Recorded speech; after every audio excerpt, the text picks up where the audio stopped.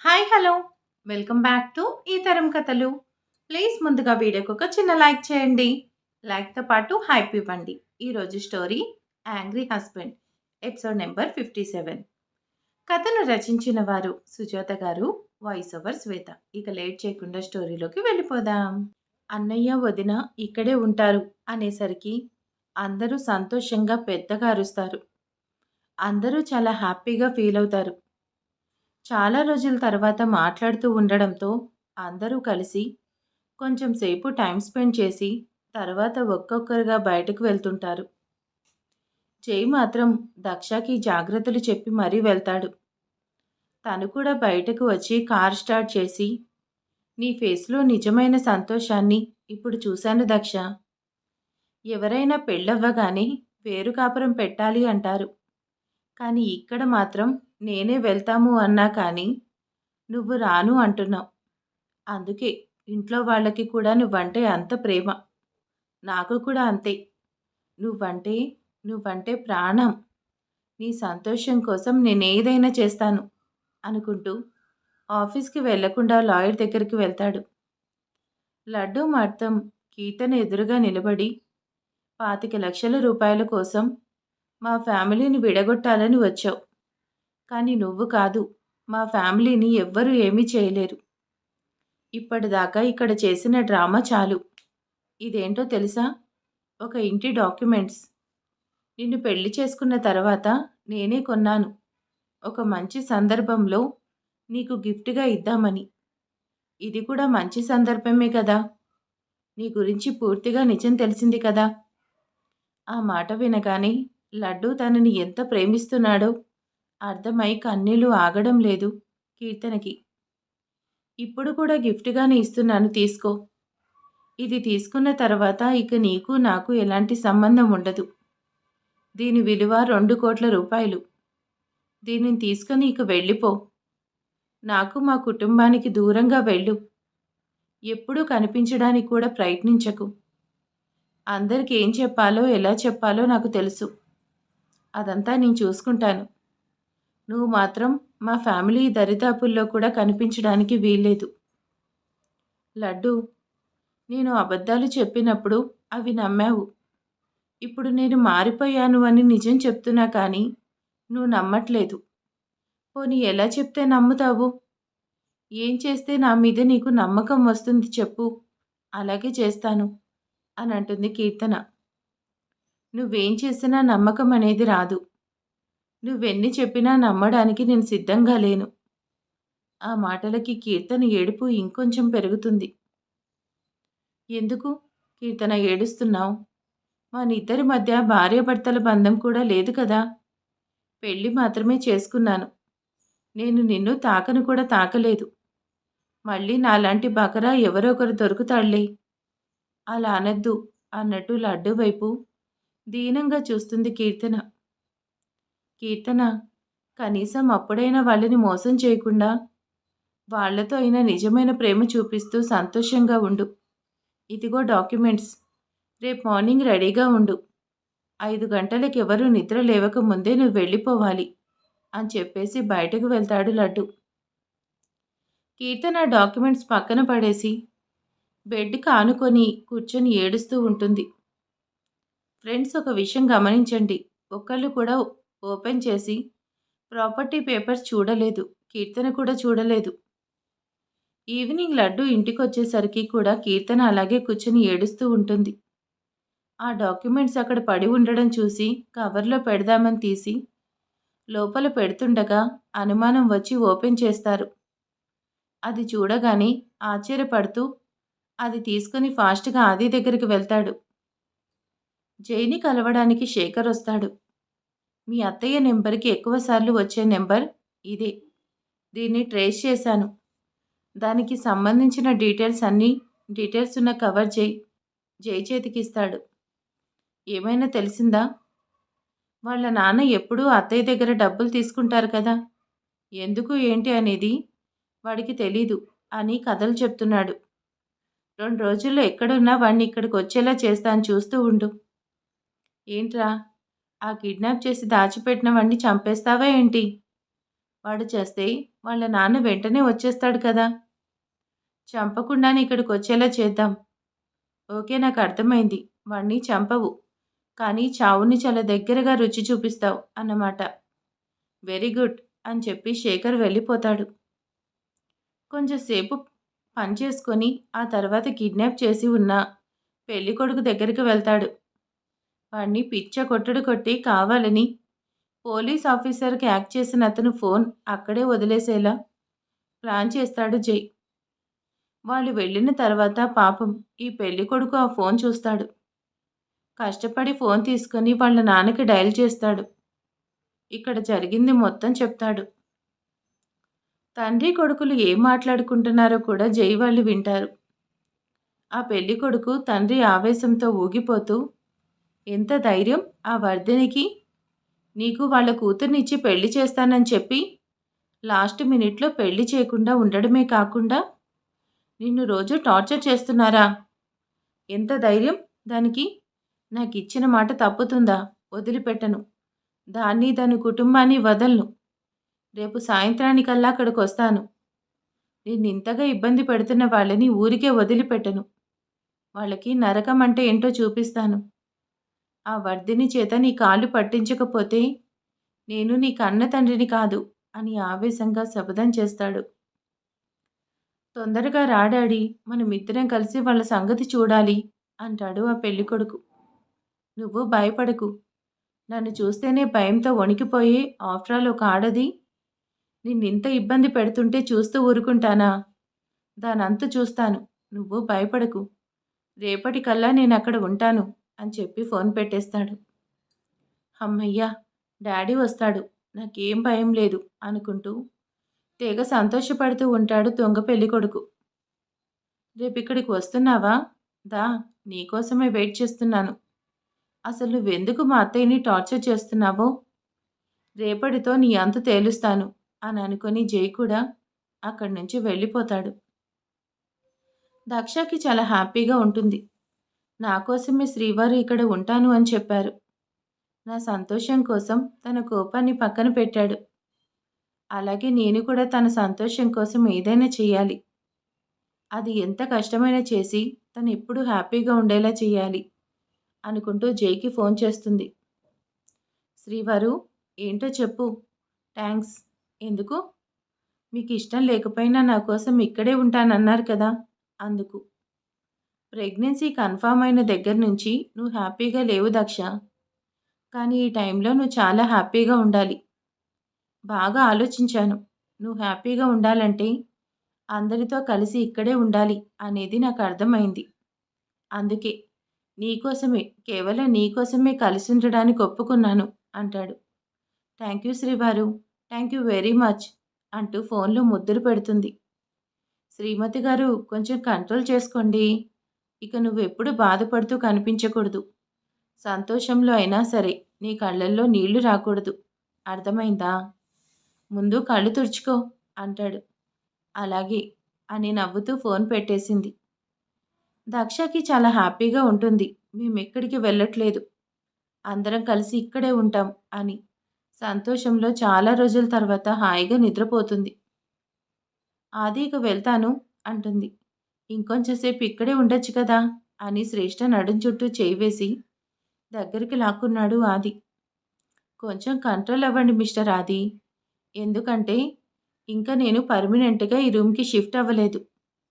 మన first night జరిగిన తర్వాత ఇక ఎప్పుడు ఇక్కడే. దానికంత ఆలోచించడం దేనికి? ఇవ్వాలి లేదంటే ఇప్పుడే చేసుకుందాం అంటాడు ఆది. కొంచెం స్పీడ్‌కి బ్రేకులు వెయ్యండి ఆది. ఆది కాకుండా బావ అనొచ్చు కదా అని తన మెడవంపుల్లో ముద్దు పెడుతూ ఉంటాడు. అప్పుడే డోర్ సౌండ్ అవుతుంది. ఆది డోర్ ఓపెన్ చేయగానే లడ్డు అక్కడికొస్తాడు. ఏంట్రా, ఏమైంది? నీ డాక్యుమెంట్ పేపర్స్ ఎక్కడున్నాయి అని అడుగుతాడు. మేమంతా వదినకి ఇచ్చేశాను కదా, మా దగ్గర ఏవీ లేవు అంటారు. అయినా ఇప్పుడు వాటి గురించి ఎందుకు? వద్దు అనుకున్నాం. అందరం ఇక్కడే ఉంటాం కదా. అది కాదురా, ఒకసారి ఇటు చూడు అని తన చేతిలో ఉన్న డాక్యుమెంట్స్ చూపిస్తాడు. అది చూడగానే ఆది శ్రేష్ఠ ఇద్దరూ నివ్వెరపోతారు. ఇదేంటి డాక్యుమెంట్ ఖాళీగా ఉంది. లేదంటే మ్యాజిక్ పెన్‌తో రాసారా? అన్ని డాక్యుమెంట్స్ అటు ఇటు తిప్పుతూ చూస్తూ అడుగుతుంది శ్రేష్ఠ. మీ ఇద్దరికీ ఇంకా అర్థం కాలేదా? ఈ డాక్యుమెంట్స్ అన్నీ మనం తిరిగి ఇచ్చేస్తామని అన్నయ్యకి తెలుసు. కనీసం మనం చూడమనే విషయం కూడా తెలుసు. అందుకే కావాలని ఎంప్టీ డాక్యుమెంట్స్ అందరికీ షేర్ చేశాడు. చూసావా మీ బావ కన్నింగ్ ఐడియాస్ ఎలా ఉన్నాయో? లక్కీగా మనలో ఒక్కరు కూడా ఓపెన్ చేసి చూడలేదు. అది మీ బావకి బాగా కలిసొచ్చింది. మిగతావన్నీ అక్క దగ్గర ఉన్నాయి కదా! తన రూమ్‌లోకి వెళ్లి చూద్దామా? అప్పుడు తెలిసిపోతుంది కదా! అన్నీ అలాగే ఉన్నాయా? పొరపాటున ఇదొక్కటి ఇలా ఉందా అని. గుడ్ ఐడియా అనుకొని అందరూ దక్ష రూమ్‌కి వెళ్తారు. వీళ్ళు వెళ్ళేసరికి తను నిద్రపోతూ కనిపిస్తుంది. ఏదో అలికిడి వినపడడంతో కళ్ళు తెరిచి ఉంది. ఏమైంది అంటుంది ముగ్గురిని చూసి. అబ్బే ఏం లేదు వదినా. చాలా రోజులైంది కదా మనం అందరం కలిసి కూర్చొని మాట్లాడుకొని. మిమ్మల్ని బాగా మిస్ అయ్యాం వదినా. కొంచెంసేపు మీతో ఉందామని వచ్చాను అంటాడు లడ్డు. వచ్చి కూర్చోండి. ముగ్గురు లోపలికొస్తుంటే మర్చిపోయాను మీరు రారు కదా! మా పర్సనల్ బెడ్రూమ్ అని ఆలోచిస్తారు కదా! సరేలే నేను బయటకొస్తాను అంటుంది దక్ష. ఆ మాటకి ముగ్గురు తడబడి వదిన అప్పుడే అంటే మాకు పెళ్లి కాలేదు. ఇప్పుడు మాకు పెళ్ళిళ్ళయ్యాయి కదా! వదిన ఇబ్బందేం లేదు అనుకుంటూ చొరవగా ముగ్గురు లోపలికొస్తారు. అక్కా చెల్లెలిద్దరూ చూసుకుంటారు. కానీ మాట్లాడుకోరు. అక్కడ ఉన్న కుషన్ చైర్స్ లాక్కొని వాళ్ళ వదిన ముందు వేసుకుని లడ్డు, ఆది కూర్చుంటారు. శ్రేష్ఠ మాత్రం కావాలని వీళ్ళ వెనక ఉన్న కుర్చీలో కూర్చునుంటుంది. ఎందుకంటే ఆ పక్కనే డాక్యుమెంట్స్ ఉన్నాయి. పైగా వీళ్ళిద్దరూ అడ్డంగా ఉన్నాడు కాబట్టి శ్రేష్ఠ ఏం చేసేది కూడా కనపడదు.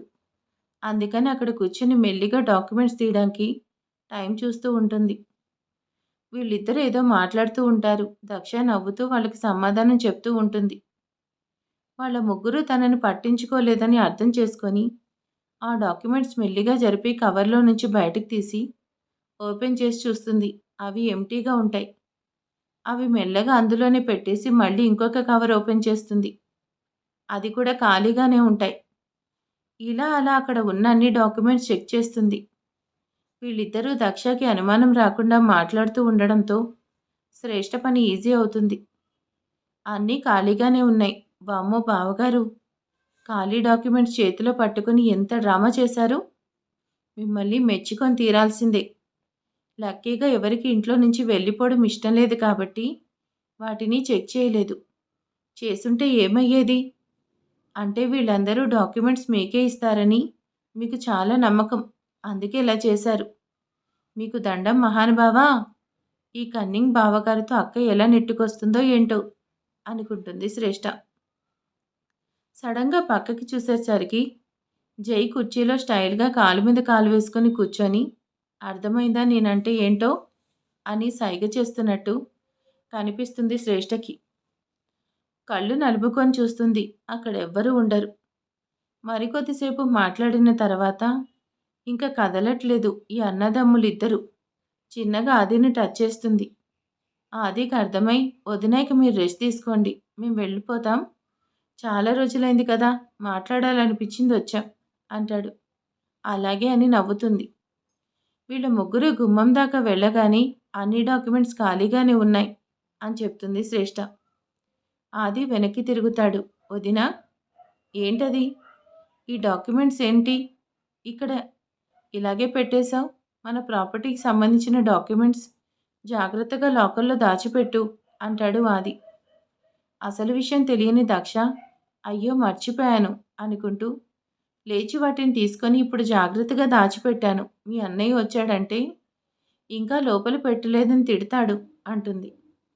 లడ్డు, శ్రేష్ఠ మాత్రం చిన్నగా నవ్వుతారు. దక్ష అన్న మాటకి ముగ్గురు అబ్బో అంటారు.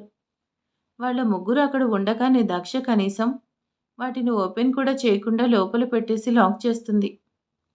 అది చూసి నవ్వుకుంటూ ముగ్గురు కిందకు వెళ్తారు. అప్పుడే పద్మ ఫ్రూట్స్ కట్ చేసి తెచ్చి ఇస్తుంది. అవి తింటూ ఫోన్ చూసుకుంటూ ఉంటుంది. ఆది నాకైతే దిమ్మ తిరిగిపోయింది. నిజంగానే ప్రాపర్టీ షేర్ చేశారు అనుకున్నాను. కానీ దాని వెనకాల ఏదో ఉందని అర్థం చేసుకోలేకపోయాను. అన్నయ్య ఏ కారణము లేకుండా ఇలా చెయ్యడు. అందుకని మనకి కూడా తెలియనట్టే ఉందాం అని ముగ్గురు అనుకుంటారు. అన్నట్టుగాని ఎవరూ దాని గురించి ఏం మాట్లాడరు. ఒకరోజు రాఖీ ఇంటికొచ్చి అక్క బావ బిజీగా ఉన్నాడంట. నిన్ను హాస్పిటల్‌కి తీసుకెళ్ళమన్నాడు అంటాడు. దక్ష కూడా రెడీగా ఉండడంతో ఇద్దరూ హాస్పిటల్‌కి వెళ్తారు. అక్కడున్న లేడీ డాక్టర్ దక్షని అన్ని టెస్టులు చేసి అంతా బాగానే ఉంది. చిన్న చిన్న ఎక్సర్సైజ్ ఎలా చేయాలో అన్నీ చూపించి జాగ్రత్తలు చెప్తుంది. ఓకే డాక్టర్, ఇక మేము వెళ్తామంటే, ఒక్క నిమిషం ఆగండి అంటుంది డాక్టర్. ఏంటి డాక్టర్ అంటారు. మేడం మీకేదైనా అవసరమైతే నన్నింటికి పిలవండి. లేదంటే మీరిక్కడికి రండి. అంతేకాని మీ వారిని మా ఇంటికి పంపించకండి అంటుంది ఆ డాక్టర్ ఏడుపు మొహం పెట్టుకొని. అక్క తమ్ముడు ఆశ్చర్యంగా ఒకరి మొహం ఒకరు చూసుకొని, అయినా మావారు మీ ఇంటికి రావడం ఏంటి? ఎందుకొచ్చారు? అని అడుగుతుంది దక్ష. వారిద్దరి మధ్య జరిగిన డిస్కషన్ డాక్టర్ వాళ్ళకి చెప్తుంది. నేను మీకు చెప్తాను. Hello doctor. హలో మిస్టర్ జై. ఏంటి డైరెక్ట్‌గా ఇంటికొచ్చారు? ఏదైనా పని ఉంటే హాస్పిటల్‌కి రావచ్చు కదా! అక్కడ మాట్లాడుకుందాం అంటుంది డాక్టర్. కొంచెం పనుండి ఇటువైపు వచ్చాను. అలాగే మీతో కొంచెం మాట్లాడదామని వచ్చాను అంటాడు. సరే ఏంటో చెప్పండి. దక్ష బానే ఉంది కదా? మిస్టర్ జై, తను చాలా బావుంది. కాంప్లికేషన్స్ ఏం లేవు. నీకంత అనుమానంగా ఉంటే స్కాన్ తీస్తున్నప్పుడు మిమ్మల్ని కూడా లోపలికి పిలుస్తాలే అంటుంది డాక్టర్. డాక్టర్ తను పక్కకి తిరిగి పడుకుంది. దానివల్ల ఏం ప్రాబ్లం ఉండదు కదా అని అడుగుతాడు. ఆ మాటకి డాక్టర్ కొంచెం ఆశ్చర్యపడి, ఎటువైపైనా తిరిగి పడుకోవచ్చు. ఏం ప్రాబ్లం ఉండదండి. అలా కాదు డాక్టర్. అంటే రైట్ సైడ్ తిరిగి పడుకుంటే ఫుడ్ సరిగ్గా డైజెస్ట్ అవ్వదు కదా! ఈ టైంలో తను రైట్ సైడ్ తిరిగి పడుకుంటే సరిగ్గా డైజెస్ట్ అవ్వకపోతే బేబీకి హెల్తీ ఫుడ్ ఎలా వస్తుంది? ఆ మాటకి దిమ్మ తిరిగిపోతుంది ఆ లేడీ డాక్టర్‌కి. అసలు ఆ లాజిక్‌కి ఏం సమాధానం చెప్పాలో అర్థం కావట్లేదు. కొన్ని క్షణాల తర్వాత తేరుకొని,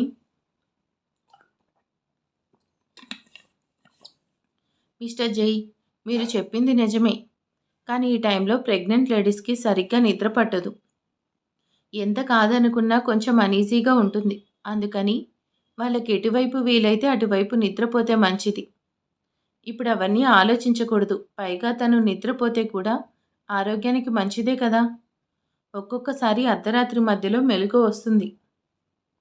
ఆ తర్వాత వాళ్లకు నిద్ర పట్టక చాలా ఇబ్బంది పడతారు. అలా మేల్కొని ఉండడం హెల్త్‌కి మంచిది కాదు. అందుకని ఈ టైంలో తను ఎలా పడుకున్నానో నిద్ర పడితే చాలు. కాబట్టి దాని గురించి మీరు ఎక్కువగా టెన్షన్ పడాల్సిన అవసరం లేదు అంటుంది.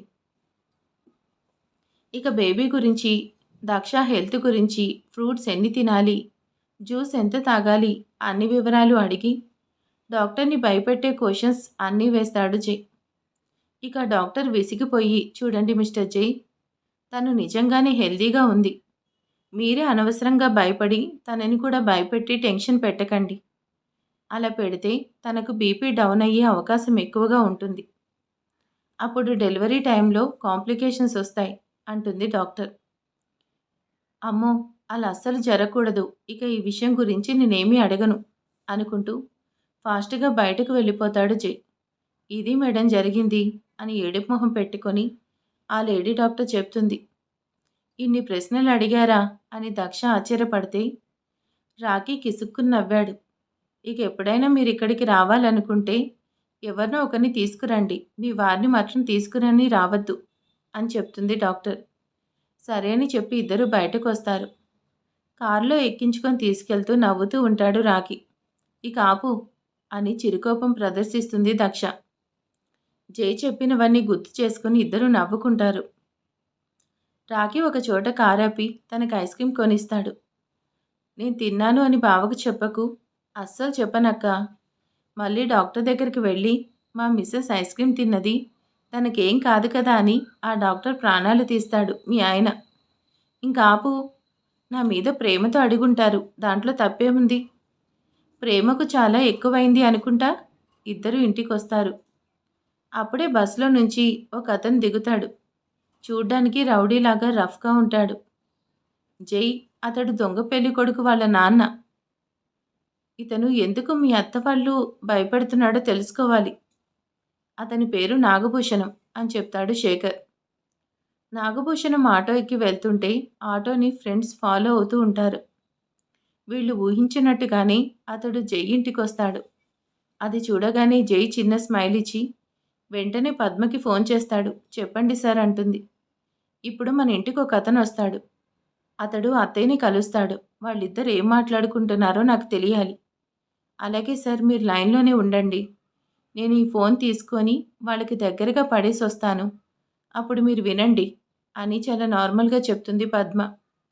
ఇదంతా స్పీకర్లో వింటున్న శేఖర్ కూడా నీ సర్వెంట్స్ కూడా చాలా స్మార్ట్గా ఉన్నారా అని మెచ్చుకుంటాడు. సరే పద్మ.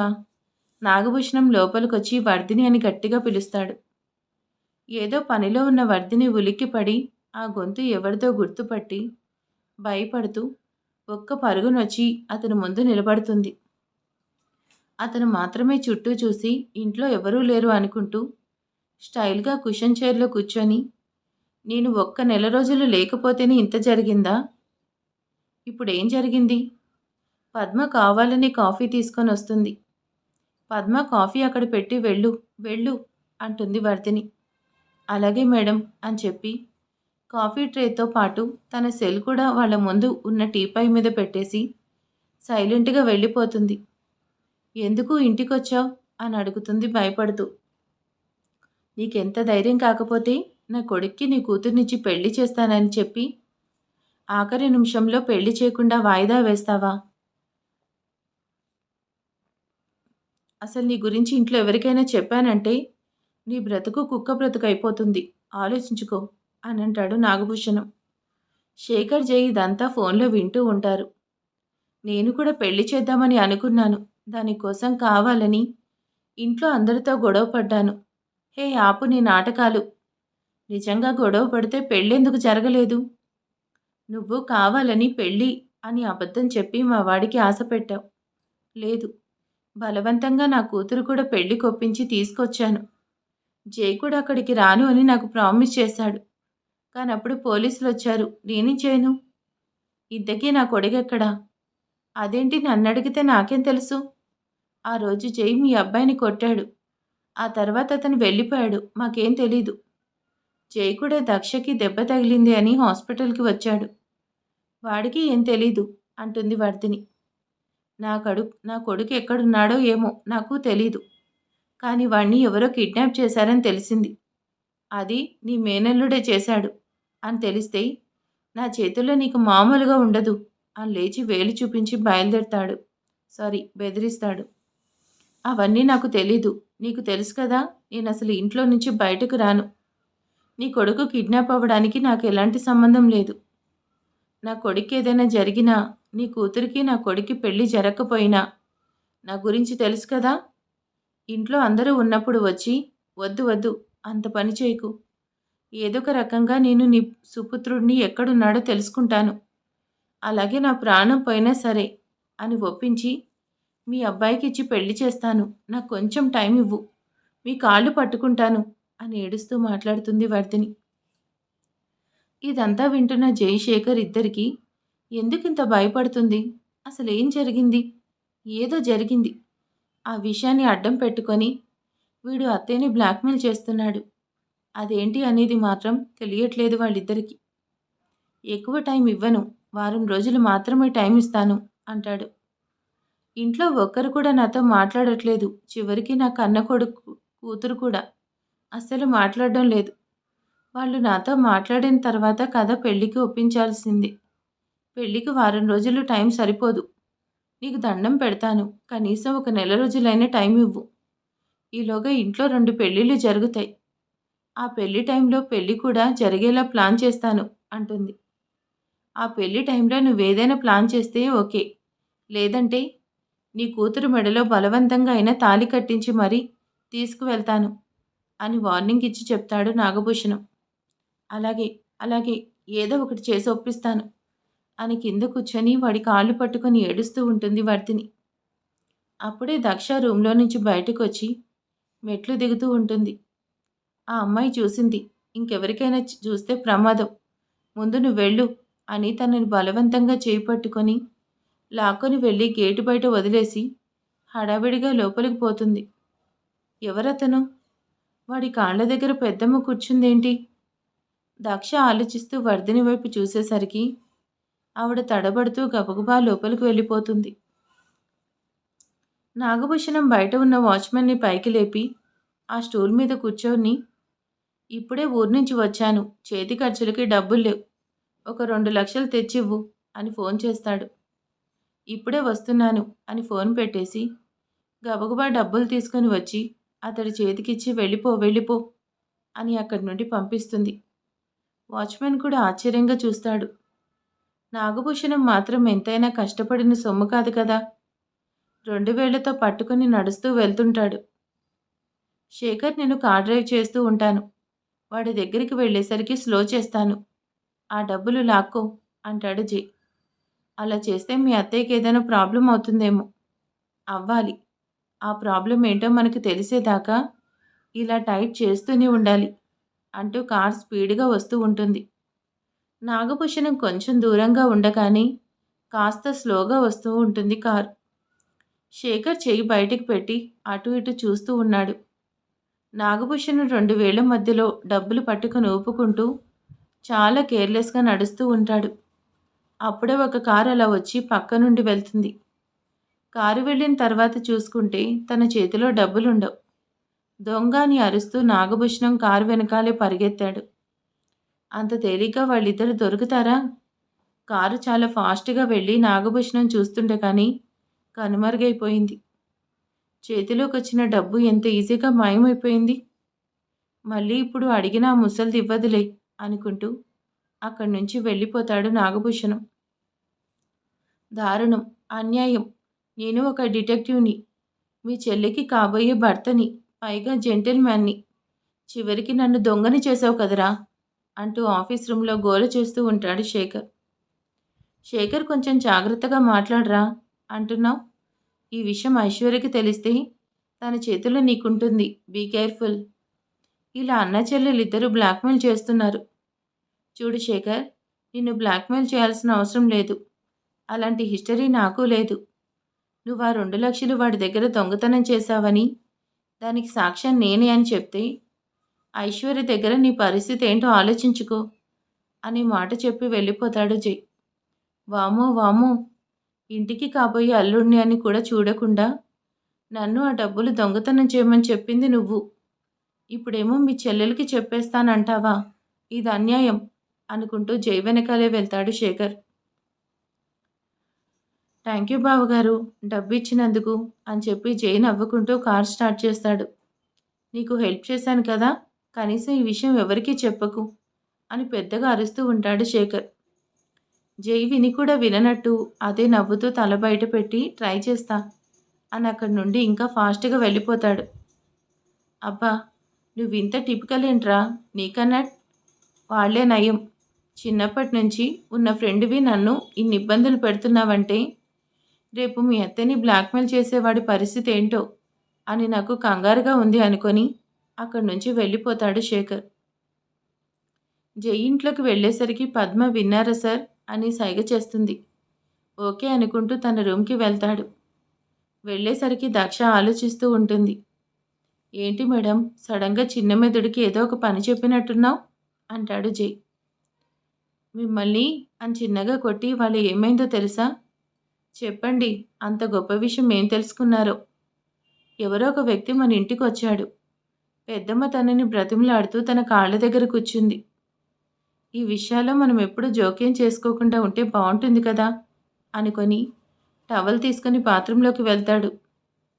చెయ్యాల్సిందంతా చేస్తున్నాడు, దక్షిని మాత్రం పట్టించుకోదంటున్నాడు. ఎందుకు ఇలా మాట్లాడుతున్నాడు అనుకుంటూ ఆలోచిస్తుంది దక్ష. మరి మీకేమనిపిస్తుంది? సో ఈరోజు వీడియో ఎలా ఉంది, ఈరోజు ఎపిసోడ్ ఎలా ఉందో ప్లీజ్ కామెంట్ చేసేయండి, లైక్ చేయండి. Thank you for watching. Please subscribe my channel.